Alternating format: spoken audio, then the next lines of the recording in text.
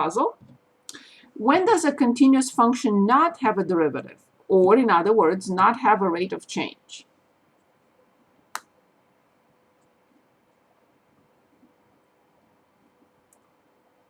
Please contribute to the lesson to the best of your ability. Yes? Is it when the line doesn't change direction? No. It's okay if you're wrong. We're discussing this, so it helps me understand what I need to say. Anyone else? When a continuous function does not have a derivative or does not have a rate of change? Anyone? Whenever the function isn't differentiable. When the function is what? When it isn't differentiable. Yes, in other words, yes. When a function that is continuous is not differentiable. Yes, exactly. When? Corner, a cusp. Brilliant. Brilliant. Corner, cusp, vertical tangent. Awesome. That's it. Of course, if it's not continuous, there is no discussion. It's not differentiable. But if it is continuous, I have to make sure it does not have these. Awesome. It may be continuous everywhere else, but not at these values. Awesome. Thank you. The definition of the derivative. You can, if you like, you can write it like this. It doesn't matter. They all mean the same thing. Can anyone give us the definition? I'm jumping over here.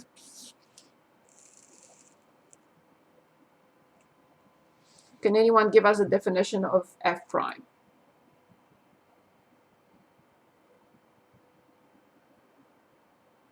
We used it last time, several times.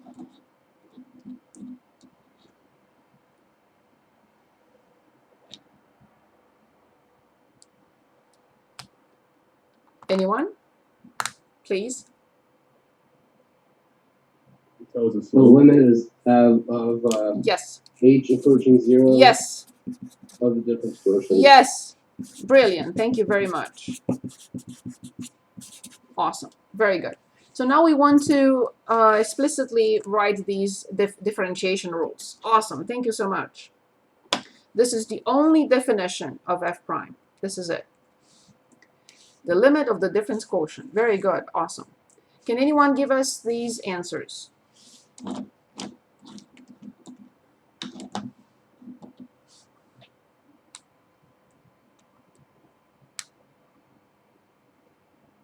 C prime is 0. C prime is 0. Awesome. Yes. Perfect. Is the first one m times x to the n minus 1. Brilliant. Thank you. X prime is 1. Excellent. Awesome. Thank you. Negative 1 over x squared. Excellent. Thank you so much. Thank you, thank you, thank you. Brilliant. Thank you so much. Awesome. Good. Now, please, any questions? The floor is open for any questions you may have. Anything, please. Yeah, what's the difference between, what is it? Let's see. dy over dx as opposed to just d over dx? Ah, the difference between dy over dx and d over dx. Yeah, because that came up in my lab math, and it seemed to be like basically the same thing. But this does not mean anything without a function. Ah, gotcha. Or without the function. D over dx means nothing. It's like I'm telling you there is f of. No, I have to say f of x. So just the symbol d over dx does not mean anything. It has to be followed by a function, either by y, either by f, or the function itself. Very good question. See, I would have, now I know one more thing to explain in class. If you had not asked this question, I would have never thought of decomposing this notation into this piece and explaining that if nothing else follows, it means nothing. Thank you. So I'm hoping you learn from me, and I definitely learned from you. That's awesome. Thank you so much for your question. Excellent. Thank you. So now I know in the future, I will explain that, again, d over dx means nothing. But if it's followed by a function itself explicitly, or f or y, then it has a meaning. So this has a meaning, is the derivative of y with respect to x. This has a meaning, the derivative of blah, blah, blah with respect to x. This has a meaning, the derivative of f with respect to x. Awesome. Thank you. Good. Other questions? Other questions for me?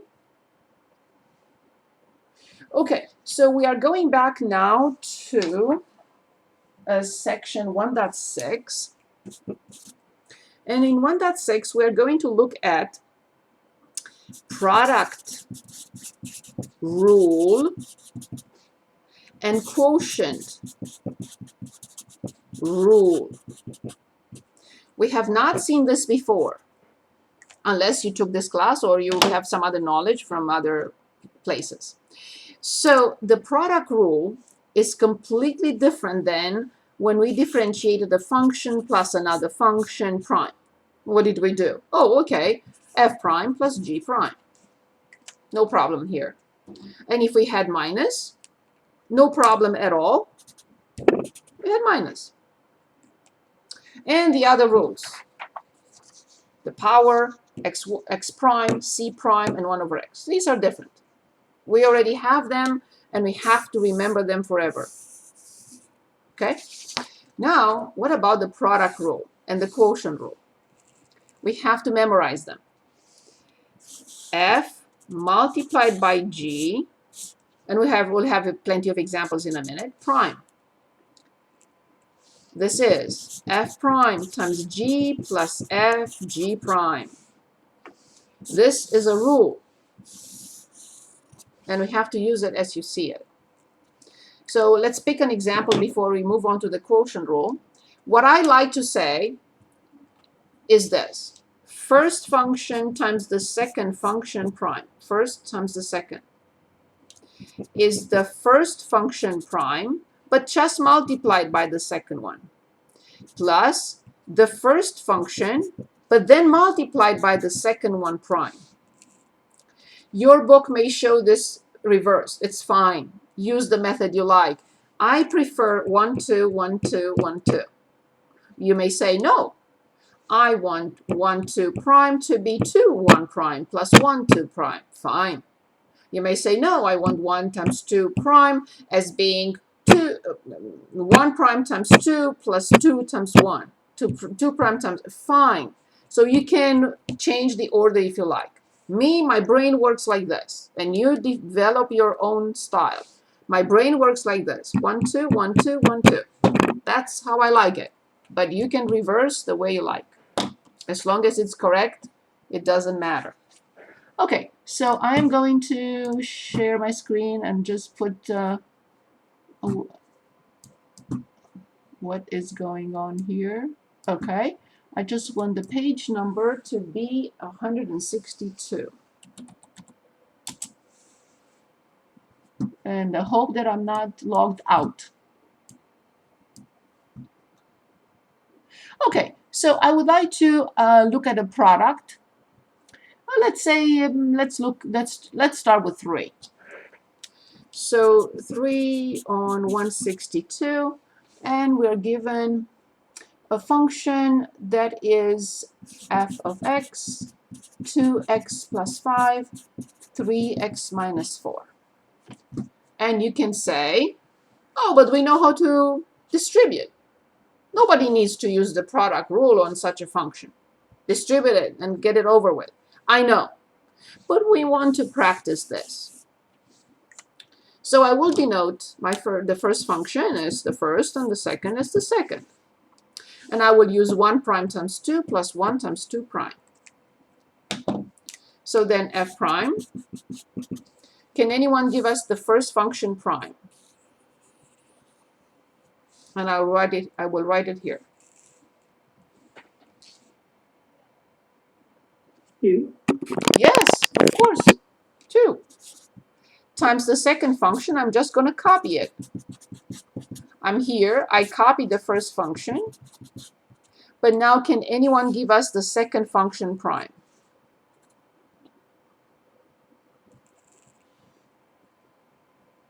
Three. Say it again. 3. Yes, of course, that's it. That's all I needed. Thank you. Awesome. But how do you know 2 and 3 are the primes of those functions? When I differentiate 2 times x, x prime is 1, as we reviewed a minute ago. So 2 times 1 will be 2, and the constant prime is 0.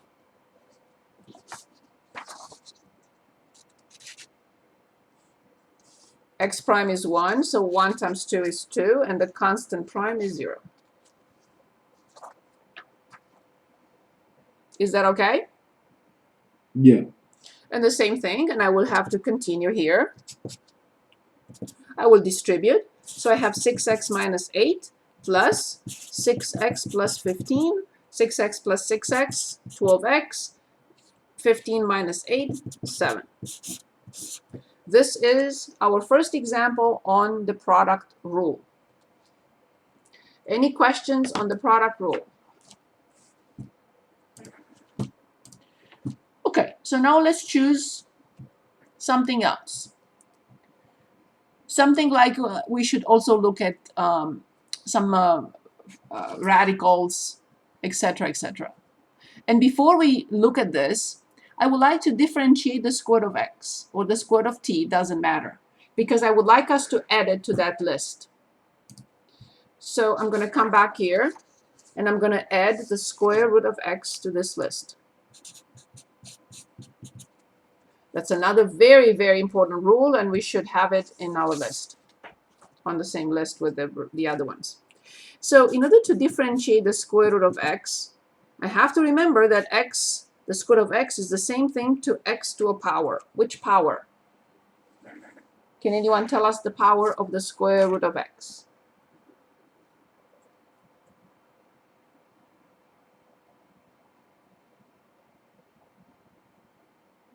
We reviewed these exponential rules. This is very important.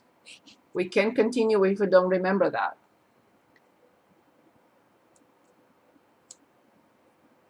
One half. Very good. Thank you so much. So when I differentiate the square root of x or x to 1/2, I bring down the power. I subtract 1 from the power, and 1/2 minus 1 is negative 1/2. And it turns out that this is back to x to 1/2 in the denominator because it's negative, and this is back to the same thing. So this is 1 over 2 the square root of x. Super, super important rule, and we have to add it here. 1 over 2 the square root of x. So we already have 1, 2, 3, 4, 5, super, super important. And now 6 is the product rule. So keeping that in mind, let's choose something like this. So it's f of t. I'm going to copy it. So this is, what is it? 11 on page 162. So f of t equals the square root of t plus 2 multiplied by 3t minus 4 the square root of t plus 7. Again, you can say, forget about the product rule, just distribute. True. But we want to practice the product rule. As you see, this is the product, first function, second function. So f prime of t. Remember, it's the first function prime times the second one plus the first times the second one prime. Can anyone differentiate the first piece for us? And then we copy the second one.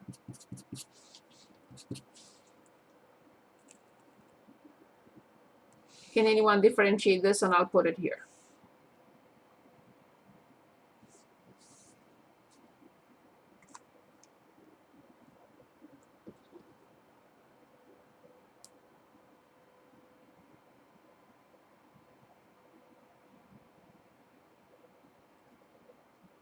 Can anyone differentiate this function for us so I can put it here, please?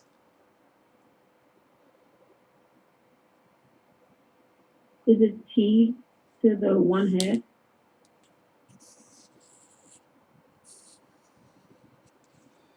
the square root of t equals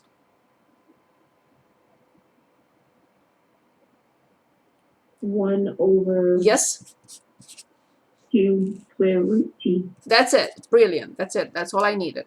Now plus, I will copy the first one, and I have to multiply. It follows here. There are not two multiplication symbols. It only says follow it because something else will come up. Okay, can anyone differentiate this for us?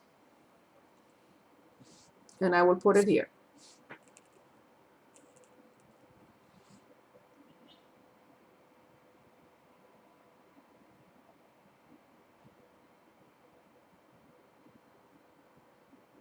Anyone, please.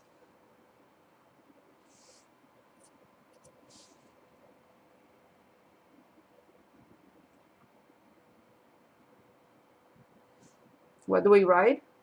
We want to differentiate the second one. So this is the first one prime times the second plus the first times the... Yes, I'm ready.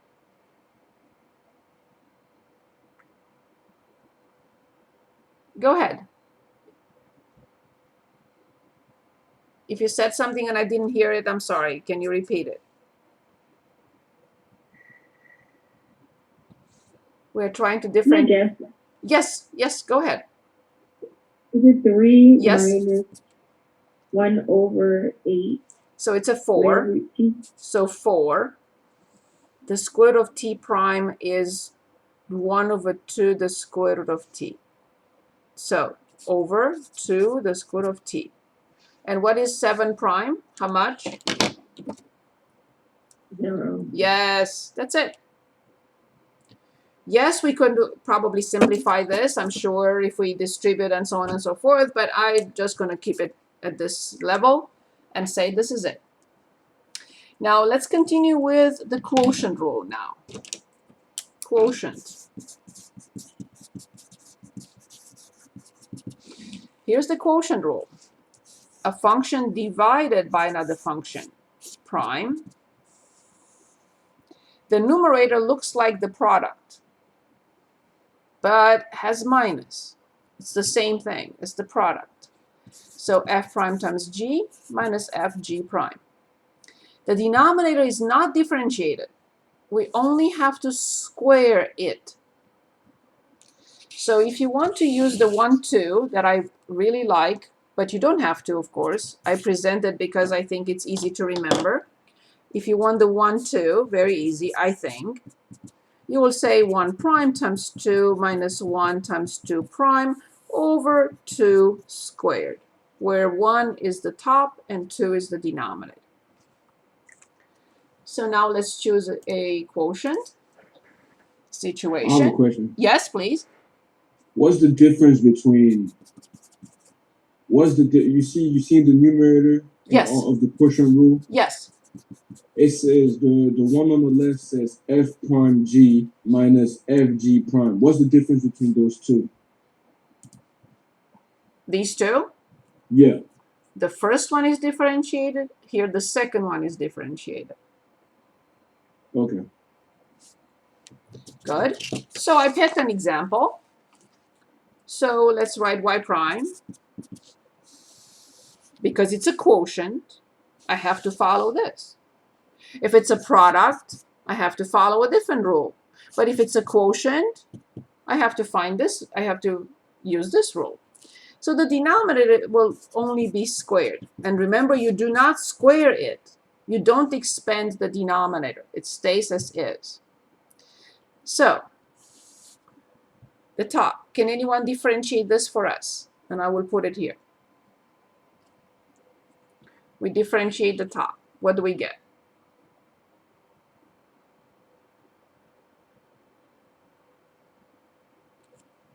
Anyone, please.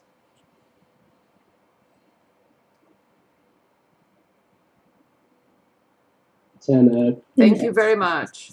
Times the second one. Fine.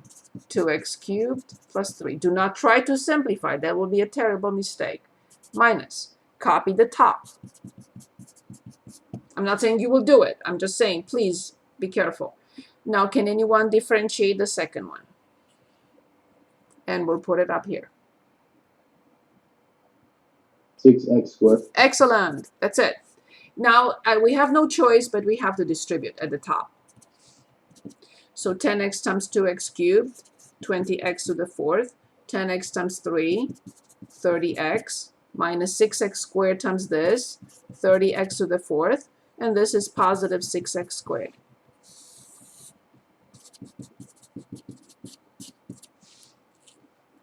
And we will have to combine like terms. Negative 30 plus 10, plus 20 is negative 10x to the fourth. Then I have to copy the next in line based on the degree, and then plus 30x. And then I leave it alone because there is nothing else. So this is how we differentiate a quotient. We also always have to be careful. We also always have to identify